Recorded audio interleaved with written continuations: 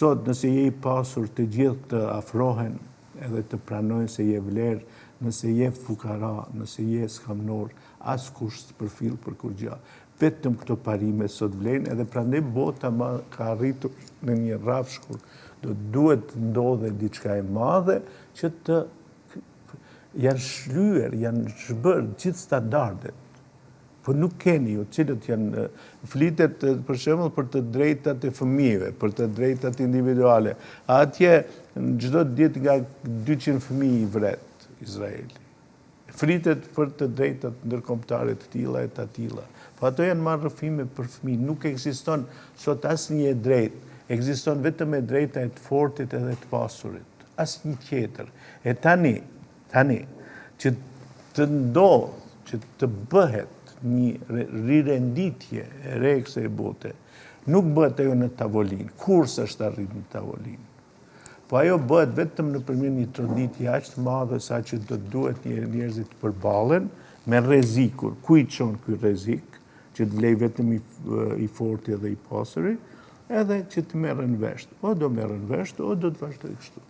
Mirë, duhet të kaloj tek Maqedonia dhe apo zbehet të thash edhe në kryet herës përfaqësimi i shqiptarëve në institucione, apo tenton shumica maqedonase, ajo politike, që të ndikojnë në përfaqësimin e shqiptarëve në institucione, specifikisht kryeministri i tanishëm, Mickovski, pasi duke zgjedhur ata që i duan, jo ata që përfaqësojnë dinitet shumë shqiptarë.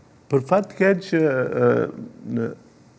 vetë shqiptarët e punën aty që t'jenë të defaktorizuar. Politikisht mos jenë asnjë faktori. Pse? Sepse ata në betejën e vetë që me çdo kusht jenë në qeveri. Do me thënë, kur ideali vetëm ishte thjesht pjesë e qeverisë. Asgjë tjetër nuk na duhet.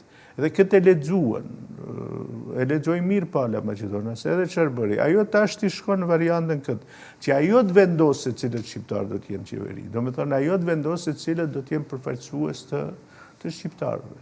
Shqiptarët do votojnë, po mandej ai do të vendosë që këto tre më duhen.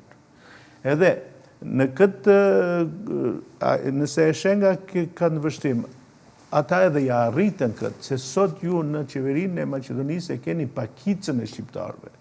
Nuk janë atje përfaqësues shumica.